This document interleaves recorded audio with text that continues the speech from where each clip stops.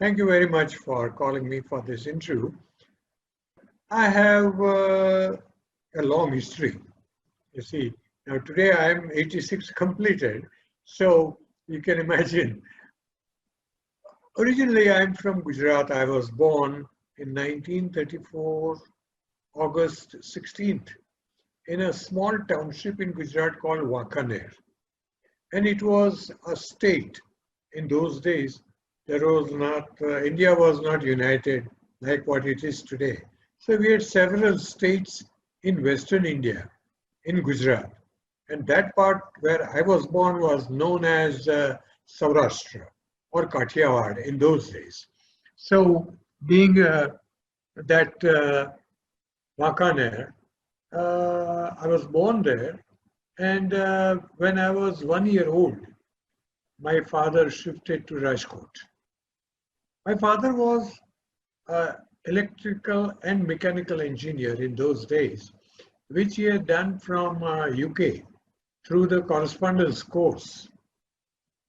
But it was a very lengthy one, but he had done that, and he was one of the first few who was a graduate from the UK Institute. And he was the one who started the first electrification in three major states in Saurashtra or Kathiawad. Wow. And one of them was, last one that was there was Jamnagar. And in those days, you see, the Prince of Jamnagar or Raja Maharaja of Jamnagar was a well-known cricket player called Ranjit Singh. Okay. And this Ranji Trophy and everything started in those days. And he used to go and stay in Jamnagar. King was staying in UK because cricket was very popular in UK before it really became that popular in India. Anyway, so I spent my earlier years in Rajkot, and my primary education was in a place called Rashtriya Shala, which was part and parcel of the organization that was involved with movement of independence with Gandhiji. So I did my up to first three standards in Rashtriya Shala, and I had the opportunity in 1942 movement of Gandhiji. He had come to Rashtriya Shala in Rajkot, and I had the opportunity to not only walk with him, but sit with him on the raised platform, where he was the only one and I was the second one. You know, it was like I was looking so small in front of him, you see. But that was a great memory, which I even relish today. But that was it. And then I went to the private school called Chaudhry High School that was supposed to be one of the best in those days. And this I'm talking of 1943. And where my father was paying a monthly fee of 1 rupee. Wow. But we had some of the best teachers. And two teachers which I will never forget. And those were the two teachers who became my icons. Wow. And most of my future came on the basis of the lectures and counseling that they were giving. One was the teacher in Sanskrit. Another was in science. The teacher in science really kindled a lot of my interest in science. Wow. And in those days, I decided from when I was in 8th standard, and I had to go 2 more years to get my matriculation, which is equivalent to SSC today. Yeah. So I decided that I'm going to be doctor. Okay. And I'm going to be the brain surgeon. Wow. Neurosurgeon. That was my dream. And the reason behind that was my elder sister's son had very bad stammering. And in those days, stammering, nobody knew anything about it. Sure. Even today, not many places still know about it. But in 40s, there absolutely no information. And whosoever doctor they showed कि नहीं इसको तो कुछ brain का problem है, so we cannot do anything about it. So and that is what made me think, because I saw the struggle that he had to go through while talking, you know. So I had made up my mind. And then when I passed my matriculation, you see, my father retired as engineer and from the States.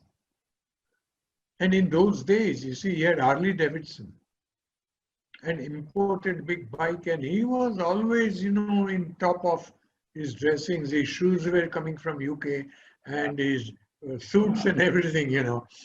He was a man of taste and very popular.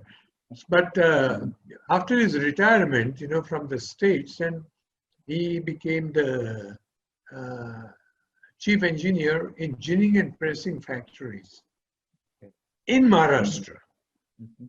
So a place called Vani and Latur. So these are the two places where he used to go 6 months in a year. And we were in Rajkot doing our schooling. And at that time, he came back from his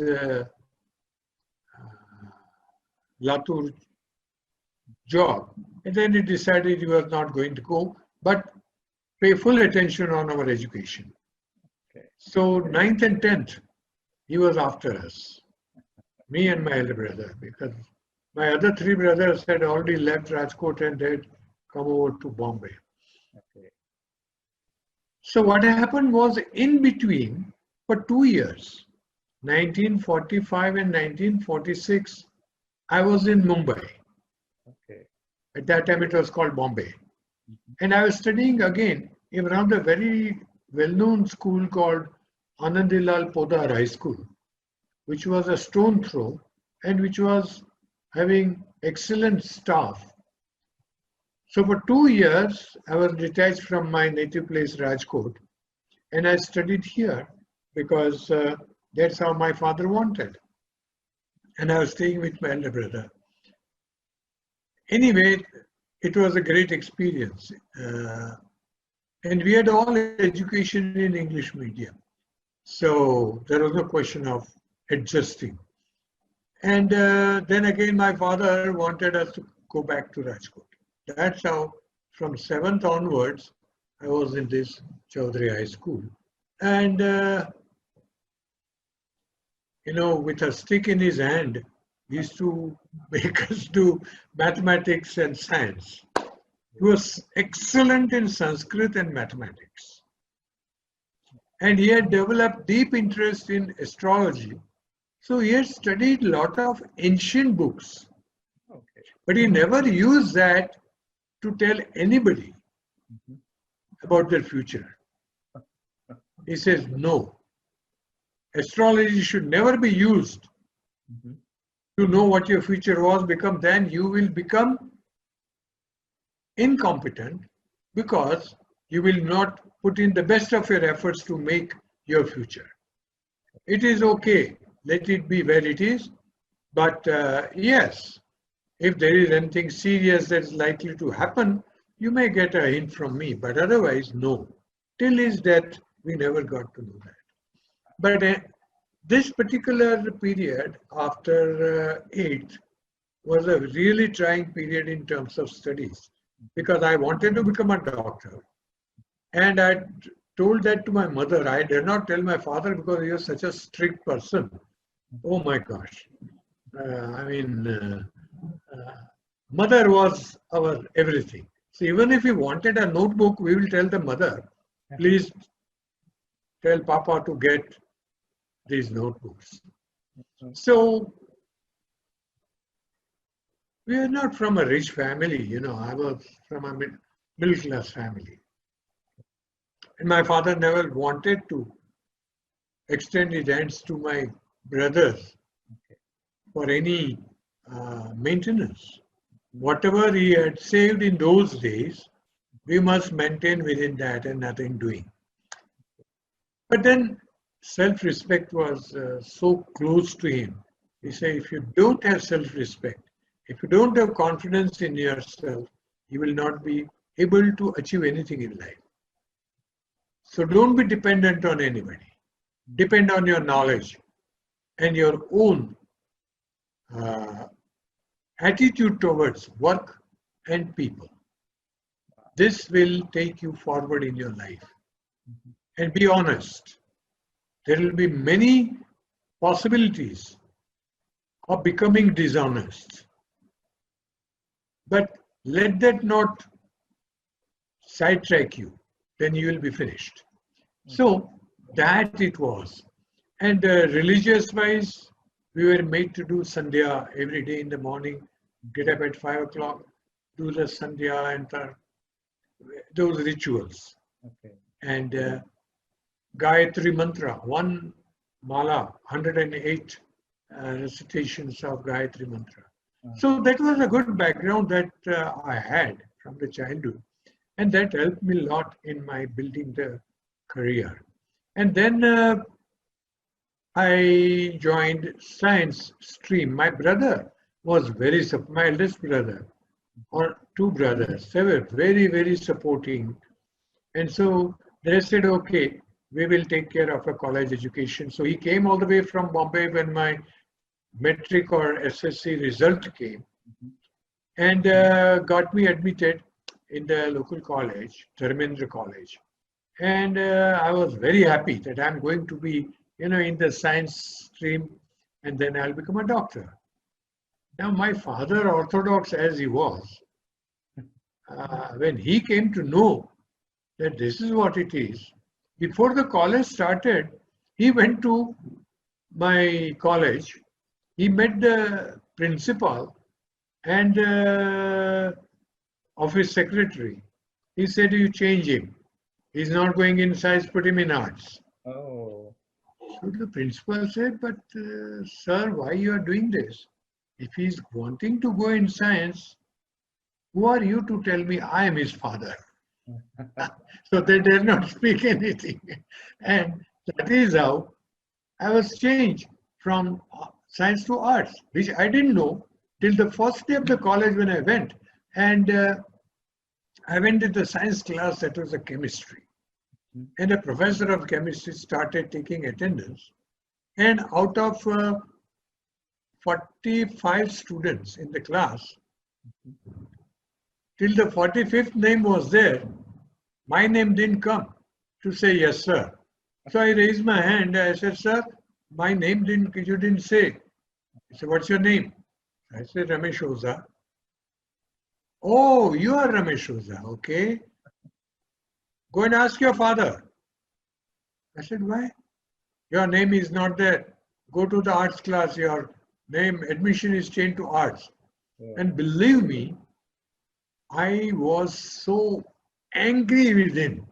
I literally stomped out of the class. I went to the college office. I asked the secretary, why the hell you did this? He said, you know your father's temperament. He made the principal do what he would otherwise not do. So please don't ask again. So I had to accept it. But you'll be surprised.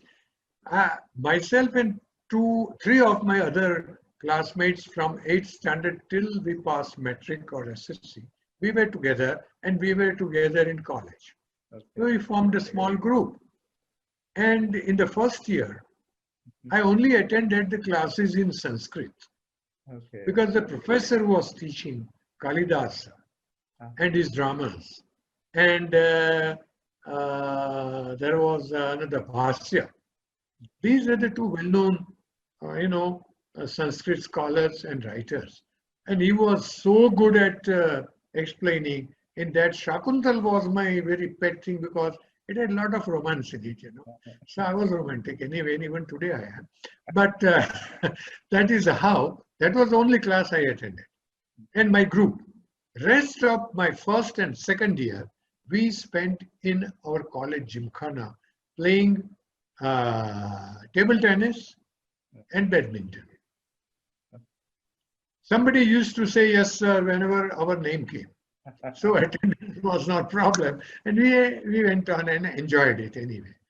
In second year, that is now what is equivalent to 12th today, it was known as intermediate. In the intermediate year in the college, in the second year, we had to take subjects. So economics was one of the subjects, along with Sanskrit and English literature and things like that. So we used to attend. Economics was one subject which we 3 or 4 used to attend together, along with for Sanskrit. Again, these were the only 2 subjects. The rest was in the Gymkhana. We used to get the notes on some of the girls, because in those days, girls were sitting separate, boys were separate. But then we made some good friends. So I wouldn't say girlfriends, but yes, good friends. And then they realized that we were a jolly group of 4, and they were also not much interested in some of the subjects. So they used to come to us in the Gymkhana and observe, watch our games and our jokes. And then we used to go in the back of our college. There was a huge field which was growing the vegetables and then also greens, grains and everything. So we used to go and sit there under the tree. Now, it happened that economics, I was interested and I was reading the economic books. 3 of my friends and 2 of these girls from our group, they were not really able to grasp economics. So under the big tree, there was a big banyan tree under which we used to sit, a group of 5, 6 of us. I used to teach them economics, lectures from whatever we had heard in the class. And they learned it, they enjoyed it. And then when the university exam came, you know, they all were very happy about the economic paper. I was also very happy. They all passed, I failed. And what? When the mark sheet came, I failed in economics. Wow. So that was the way, you see. But then once I failed, father sent me to Bombay, and that's how I started my BA with advanced psychology, because then I changed my mind. I said, if not medicine, I'll go in clinical psychology where I can do a lot of counseling and treatment and all that. So I did my college in Bombay at National College in Bandra, and then the second year of BA, which I took with honors in psychology, I did it from KC College, which is a very famous college even today. We had excellent teachers. During that time, I came in contact with, at one of the lectures that we had arranged, I was, I'd formed a psychology association in our college. So all the students that who had taken psychology became the members, and we used to invite once in a month or 2 known speakers on the topics. And one of them was on abnormal psychology, which was my pet, because from that I used to get a lot of information about various psychological conditions, psychiatric conditions, counseling and everything. I came across one lady called Mrs. Nimkar, Kamala Nimkar. She was a pioneer in India of starting rehabilitation of the handicapped. An American who had married to an Indian engineer who was the chief engineer of a British company. And that British company, they had a big factory in Bombay. So she came to India along with him and started in this particular area. And that is how the first school in physiotherapy and occupational therapy in India. 1952,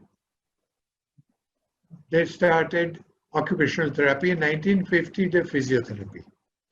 And she came to lecture and told about what was occupational therapy and how you work with the patients and how you use activities to develop strength and skill in the muscles of those who are paralyzed and use the activities to develop the cortical functions in cases with stroke. Wow. And we had 35 lectures in anatomy. No, sorry, 50 lectures in anatomy, 15 physiology, 30 in pathology. And then we had medical subjects, neurology, psychiatry, general medicine, and surgery. That's nice. And orthopedics, yes. Each, we had 36 lectures in Wow. each. It was tough because 2 years course. We used to start our lectures at 8:30 in the morning, last lecture at 4:30, and then in between, there was 45 minutes lunch break and theory and practicals going on.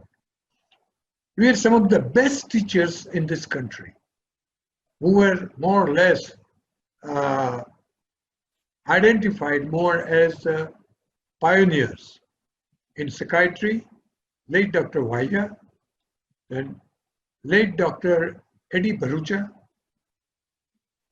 late Dr. Sen, P.K. Sen, who was working on dogs for cardiac surgery. And this is, I'm talking of 1955 to 1957. So we had lectures from some of the top medical specialists. And we are really groomed because in occupational therapy, you have to know your anatomy, physiology very well. Because you are dealing with muscles and various things. So that is how I again got back into my madness of medical subjects. And I got, for both the years in exams, I had the highest marks.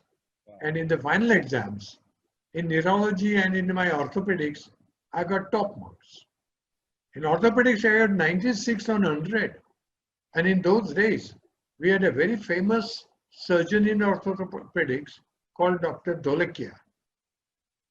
Internationally famous for his technique of developing special surgery for elbow, which became an internationally accepted procedure.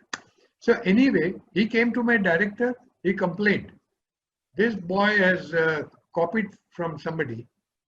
So my director said, but if he has copied from somebody, there must be somebody also with equivalent marks somewhere. Says, no, that's not so, but that could be because I don't believe he can't have 96 on 100 in orthopedics. Even my medical students don't get it. He said, no, that is true. But from first year, I'll show his mark records and you will believe it. But he didn't listen. He said, I want to have an oral exam, Viva voice. So I was called in the honoraries room and he grilled me left, right, and center, including, he said, I've got a cholecyst fracture in the wrist. How would you settle it? So I showed him how to do it, manipulate it and pull it and then fix it and plaster it, you know. And other honorary doctors, all top people in cardiology, they were all sitting there having the tea in KEM hospital. Occupational therapy I did from KEM hospital. And then I left. And then he declared, he came over again to our department, talked to the director, called me in the office, congratulated me. And it was a great time, you know. So that really, and I learned in the second year to make artificial limbs. Again, second thing, because we had many cases with amputated arm or amputated fingers and amputated leg and all that. And so that's how I went into it. And I made a couple of artificial legs for two beggars that late Mrs. Giardi Tata. He had married a French wife. She was involved with the work with the beggars and she came with these two. And I made two artificial legs for them with special, design of the ankle and the foot. And that boy went back to his place, native place, and started farming. Wow. So this is how you see, I met many people and I became more confident. The next phase of my life started after I passed this. In 57 end, I got message, my director, Mrs. Nimkar, and I'll tell you what I am today. Thanks goes to Mrs. Nimkar. I had practically taken her as my mother, and she had taken me more like an adopted son. So I used to get left, right, and center रचा, and I used to tell sometimes, अरे यार father के इसमें से छूटा तो अभी ये मैडम आ गई. You know, strictness wise, she taught me how to use fork, knife, and how to select the fork and knife as they are laid on the table from one end to the other for different dishes. The manners on the table, manners in front of the ladies, how to respect the ladies, how to pull the chair and make them sit by pushing the chair for them to sit down. I tell you, this sort of a training, what we got in occupational therapy, and I personally got it more, really. And that time I was not even 23 when I passed my occupational therapy. And this is how you see I went in. And in end of 57, when I had completed my occupational therapy and I stood first, I got a letter. Mrs. Nimkar called me in her office and says, there's a letter from ministry. I said, what ministry? I said, maybe I'm getting a job, something, you know. It was the Ministry of Health. A letter signed by the Director General of Health Services, which is equivalent to the Secretary of Health today, which said that you and Mrs. Nimkar have been selected to represent India at the International Rehabilitation Conference to be held in Solo, Indonesia, under the auspices of United Nations, UNICEF, WHO, and ILO, International Labour Organization. And it is for the rehabilitation of the handicapped. And top people from all over the world were coming. And believe me, I started persuading. At the age of 23, you are not gone anywhere in India, forget about the other countries. And here, and I said, this Indonesia, I really have no idea. And I tell Mrs. Nimkar, what is this? How I got the name?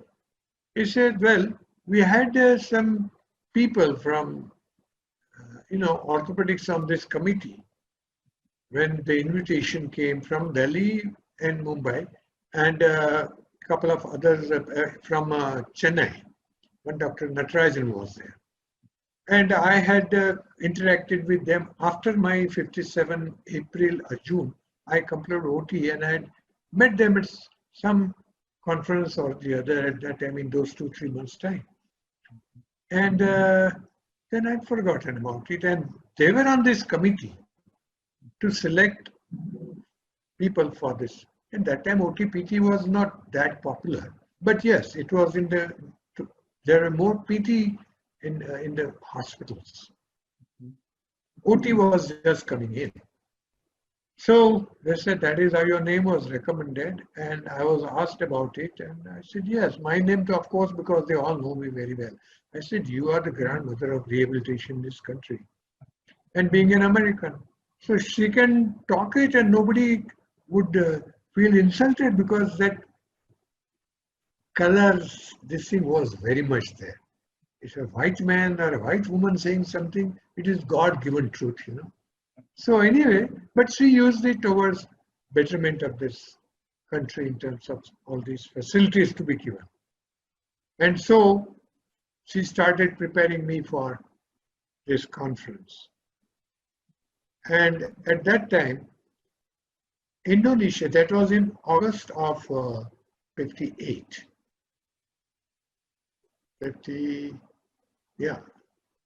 57 or 58 or in the beginning of 58. And at that time, Indonesia, there was a coup and military had taken over. And President Sukarno was the first general who took over as the president. And he and Nehru were very close friends because of the involvement in the independence movements and whatever it was. And Nehru was the prime minister at that time. So we landed in my first what I would call experience of going by plane. Okay. And India had just taken into Tata Airlines, and they had bought these 4-engine turboprops, brand new. So we had the honor of going by that first plane that was landed and going to Singapore. From Singapore, we had to go by the Indonesian Airlines. So in Singapore, we missed the flight. So we were put in a very, very well-known hotel called Raffles. And that was a royal hotel in Singapore. And in those days, it was very expensive hotel. And you will know it from this because that golden plates, fork and knife and everything in gold. Wow. It was really this thing. And this was the arrangement by the Indonesian government under Sukarno. Another new experience, how to live in a 5-7-star hotel with such luxury. But you had to also maintain the decorum because you were representing a country. So there again I learned a lot of things, which I'm telling you, none of you people would ever get a chance or would ever get that sort of a training which I got. And that is a matter of luck, I consider, that I came in touch with Mrs. Nimkar in the Psychology Association for a lecture, and I ended up in OT. So then we reached 2 days later to Indonesia, Jakarta. We landed at 2 o'clock night. And our embassy was informed by Ministry of External Affairs to receive us. Airport was under the control of the military. And so when we landed, we started looking for somebody from Indian embassy. And there were few other delegates from doctors, well-known doctors from other countries, USA, UK and all that on the same flight. So their people had come and they started moving. And we too were just standing looking around. One of the army officers came and he said, "Sorry, excuse me, may I help you?" So we said that our embassy people were to come and receive. So you're from India? I said, yes. So come. So both of us were taken to the office of the controller of airport, who was a brigadier in charge. So this man introduced us and said, they are from India. Oh, okay. Oh, that's Nehru's country, you know. Panditji was so famous. And Sukarno was really a close friend. So they had all that instructions from their side also. So we got really VVIP treatment, made us sit in his office only and offered tea and everything, you know, that good. Anyway, now what to do? So he contacted our embassy. Nobody would pick up the phone. Ultimately, they managed to get whosoever must be on duty at 4 o'clock and told them about this. This is our ambassador, is now, we can't disturb him, he's sleeping and there is no other, our secretary is also not here. He said, but what do you want us to do with your own delegates? They are right here. So I will let them be in the restroom there, and in the morning we will send somebody. And this brigadier got so furious, and in his language he told something which we couldn't understand because he was speaking Dutch and Indonesian, and banged the phone. he called the officer. He was of the rank of colonel, and he gave them instructions that these two people arrange for special vehicle, take them to Solo, and give them military outriders so that they are not stopped anywhere. Now, Solo was 400 miles in another island, and that island was connected with Jakarta, island in which Jakarta was there. Believe me, at 4:30, we were in a car.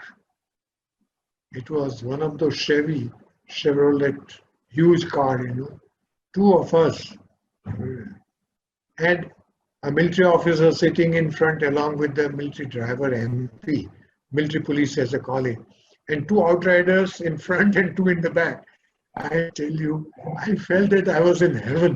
And first experiences of being taken as VVIP, We reached in the morning around 10 o'clock because we were not stopped anywhere. And being in military control, whole country, there was a lot of military all the way and outposts and this and that. So you, from one place to the other, you go, you have to stop. But we, outriders were there, so straight away. And then we landed there. But that experience of 2 weeks, we were in Solo. And I was given the responsibility on the very first day to become the rapporteur, means reporter for that session in the general meeting, which was always held in the evening at 5 o'clock from all the different groups, orthopedic, neurological, artificial limbs, psychiatry, this, that, everything. And whatever discussions had taken place in those meetings, you had to prepare a brief and present it in the general body. Never done these things. Again, thanks to Mrs. Nimkar. Set the previous day up to 1 o'clock at night, and she taught me how to write the report. So this is how my grooming was in professional area. And then came back to India. And after coming back to India, in 58, June, when I was back from this one, within a month's time, I was called, at the Sachivalaya, which is a secretariat here in Mumbai, to meet the health minister. So I again inquired, what is this? Is it an interview for some job or something?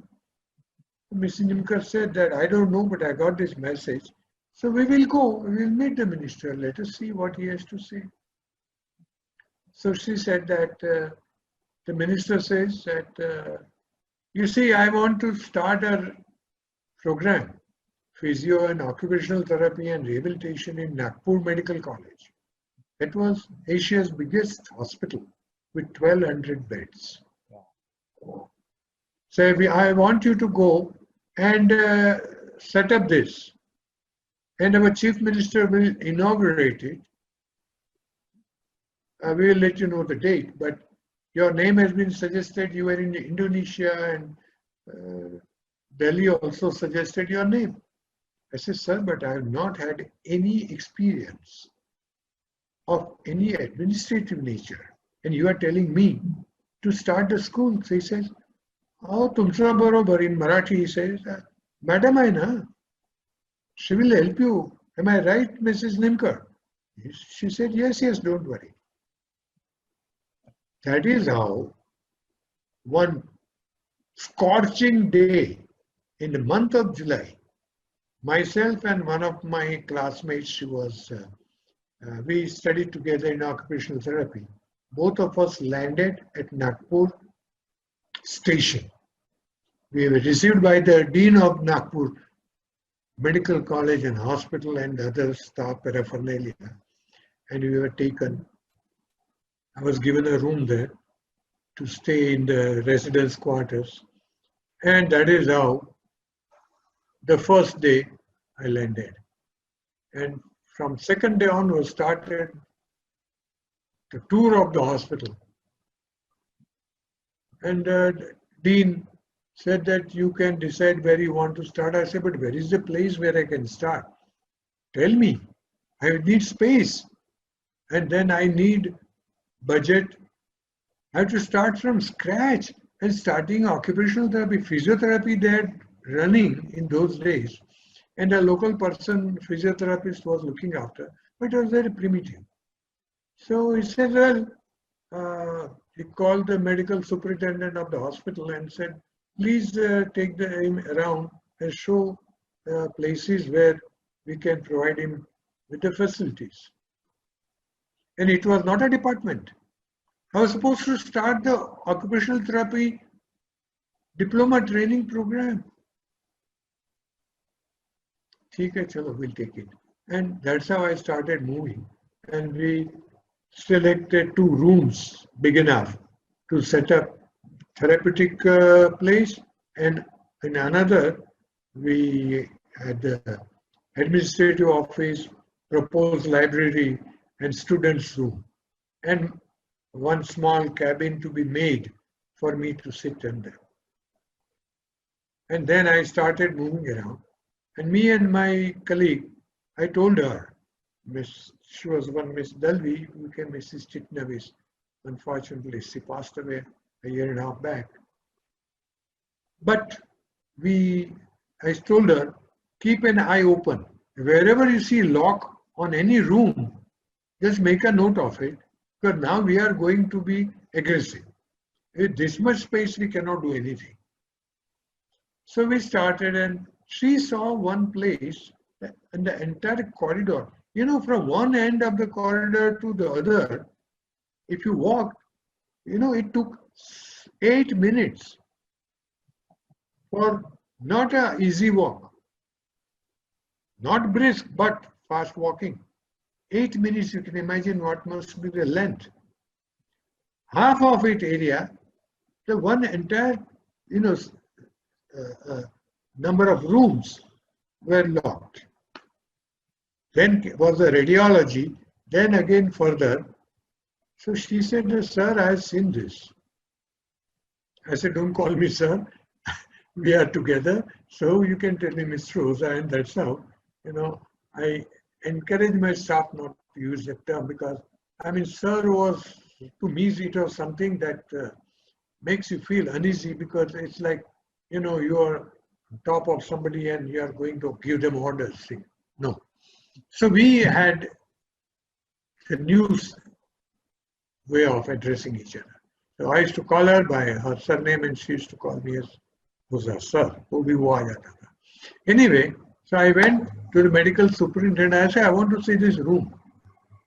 Now, the assistant superintendent of the medical college hospital was a retired medical surgeon from World War II who had worked with soldiers in Burma war in very difficult situations. And another person who was also in the Burma war was a plastic surgeon by the name of Dr. Balkrishna, one of the pioneers of plastic surgery. And he was in this hospital as a professor and head. So I first went with this man and we saw the place. It was about 150 feet in length and 45 feet in width area, totally vacant. So I put up my demand for it, and Dean says that that place is reserved for radiology.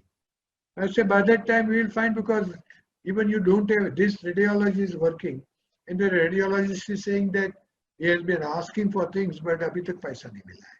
So it will take time, but I will start, because if the CM is coming for inauguration, you can discuss with our health minister, but I will not have time. I have to get everything done. Reluctantly handed over that place, but we retained the old places. So it was the camel in the tent policy, and we got what we wanted. We had separate budget. I was given by a special general resolution, which is a government order for all the departments, that I was given the authority to invite tenders, finalize it, and place orders, which otherwise would have gone through the dean with all the formalities. It would have taken us 1 year. In 6 weeks' time,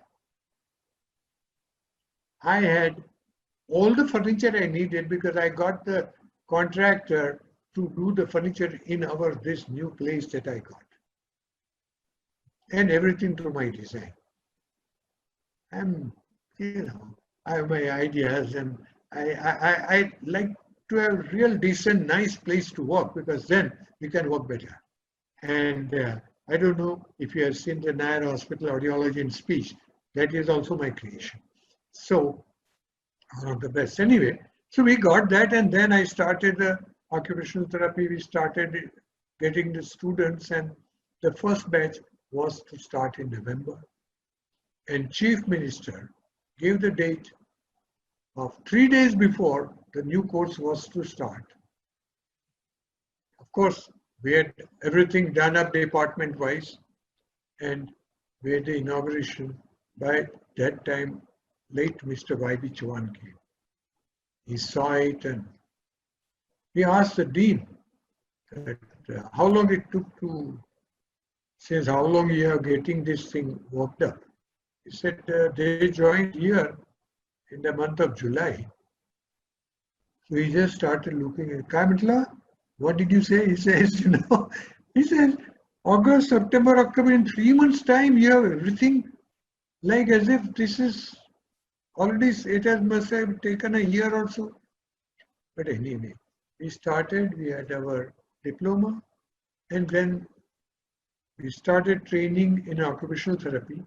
And I side by side prepared, which I had prepared the syllabus, all that.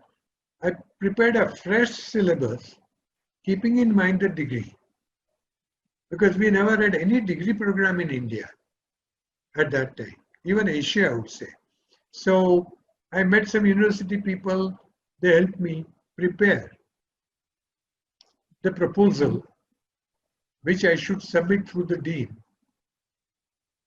And I said, fine. So everything started moving together. In the meantime, in 1960 end, I got a letter from the, here, there was a consulate office, it is still there also, of the United States. And there they had also a section of what they used to call, it was a cultural center with library and many other facilities, and a separate chairperson for that one, Mrs. Reddick. So the letter that we have one Professor John Duffy coming for USA for a period of 1 year. He is an audiologist, and we would like him to visit for 1 month in Nagpur, and whether you will be able to host him. All the expenses for his hosting will be given by us, paid by Fulbright Foundation, but accommodation you will have to provide. That also will pay, but it will have to be at such and such level. So that is how I came to. Dean asked me, I said, no, what is audiology? I didn't know, but I do know. I did have in my mind that we used to get so many children with cerebral palsy, because central India was endemic with meningitis and encephalitis in those years.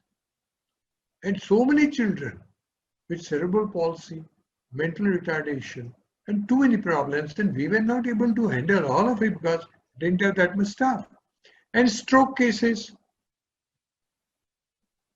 And stroke, I mean, what do I do about their speech? I would help them with their physical disability, walking, training with the hand and everything, so that they would be physically independent, and everything done, but speech I didn't. So I always used to feel something has to be there for helping them with speech. And here this man comes in. So I told the dean, I said, sir, I think we should take this opportunity. Let us see what it is. And 1 month is going to be here. So we'll have enough chance. He came and I was given the responsibility of managing him and work out his program for the full month. So I had to do it in my department, separate area where he would sit and talk. And then first thing I told him when he came, I said, Dr. Duffy, I know nothing about your background and your specialty. What is audiology? And he spent 1 full hour telling me about audiology and another hour about speech therapy and which type of cases in speech therapy are taken, how the hearing testing is done, the audiometer is showed, with this we test ears, and then everything was Greek and Latin. But I wanted to get into it. And we had no qualified ENT in our department, even though we had ENT department. So the guy was with a diploma, but he never went beyond tonsillectomy. Ear surgery, अरे यार रहने दो ना, वो बम्बई भेज देंगे, वो कहीं भेज देंगे, वो रायपुर में जाएंगे, यहाँ नहीं कर सकते. Basically, he was not very, comfortable. So then, anyway, I had to make him meet the ENT. So Duffy and ENT, and then we told him that any case of deafness you send to us, Dr. Duffy will do the testing and tell us the degree and all that. वो कैसे बताएंगे, कैसे पता लगेगा? Testing करेगा, लेकिन हमको कैसे पता लगेगा? Duffy had to train him to understand what an audiogram meant. And of course, I used to spend half the day sitting with him learning all these things and working on the audiogram, manipulating it myself. Then he gave me lectures on audiology, what is audiology and what is sound and all those things. And he had brought some books with him. So I read the first book that was by David Silverman. You see, and that's how I learned audiology. And I got to learn about speech therapy, which we had a CP unit I had developed with a pediatrician, head of the pediatrics, and assistant professor. Both were very much interested in it, and both were from Bengal.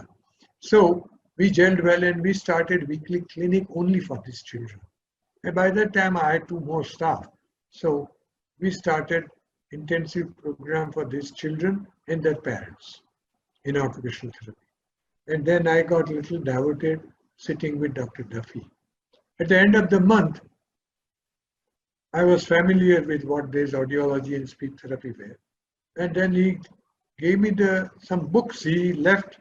You see, you read this, but please return them before his departure. I said, okay. So then I said, all right, this is a new field. And at that time, the doubt that I had in my mind as to how far I'll be able to go in occupational therapy.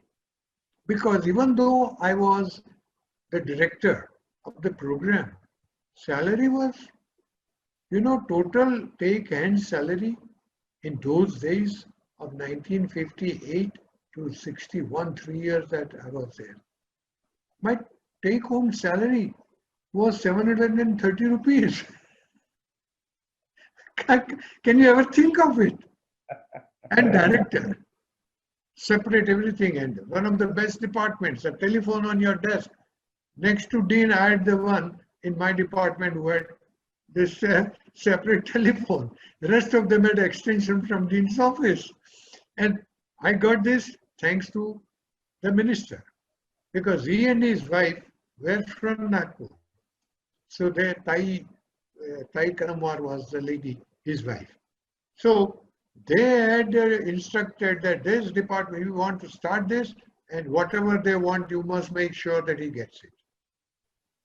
totally unexpected patronage I got. But then I had to work hard. I used to work from morning 8 till 10 o'clock night in the department, Wow. preparing special notes. Yet in those days there was no computer. Everything was handwritten or typewriter. And I used to dictate to my steno about the notes, about letters, correspondence, administration, money, budget provision, so many things. And 3 hours in the day working with some selected cases and going on ward rounds. 3 floors, 1,200 beds, you can imagine. It used to take 1.5 hours to finish the rounds with the staff, seeing the patients that were referred, and then come back. By that time, you had finished. So, still, whatever other work was to be done, I used to do it after 4:30, when students would go, our treatment center would close down. That is how I used to work for 14 hours, 15 hours a day. And then, well, in the OT, I fell in love with a Maharashtrian girl. And, always you have issues when you come from two different areas. She was from MP Gwalior, Maharashtra. I was from Saurashtra, Gujarat, Guju, as they used to call in those days. So our parents and my father getting married outside my own community, I would be outcasted. But anyway, Nagpur I went, and then I got her in Nagpur Medical College as occupational therapist in the plastic surgery department, because Dr. Balkrishna wanted somebody for his patients. He was given complete ward, one pediatric ward and one for the adults, each having 50 beds, huge wards. So he wanted somebody. And here I said, my colleague is there, and she was in Lucknow at that time working with orthopedic surgeon there. I said, she can come if you want. But I didn't tell her why I wanted her. We are not married or anything, So she came to this one, made arrangements for her to stay in the nurses' quarters. And that's how we were for 1 year. In the meantime, all that planning and all that, talking around and scheming started between the two families. And finally, in February 59, we got married. So that is how our love materialized into regular marriage. And believe me, Nagpur was the golden era of my life. If what I am today, thanks to Nagpur, because molded me in terms of working with officials at the government level, at the private level. I became the Lion because Lions Club invited me. So socially, how things work and how can use the social organization to get things which you would not get through your government agencies. And number of patients. So at that time, then I realized that the opportunities for my future were very limited in occupational therapy, and salaries were limited. And being ambitious, I said, no, something I must do. And there came Duffy. So I said, new field. And then I told Dr. Duffy that came the crucial time, government leave. Somehow convinced Mrs. Nitkar also.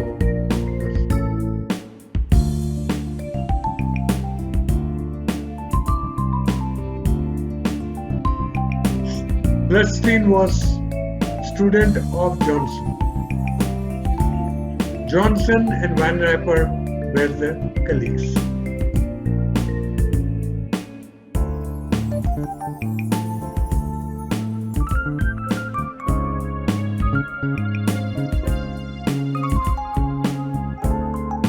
I had selected the topic on the difference in the thresholds with pure tones, in cases with tinnitus, with pulse tone and continuous tone.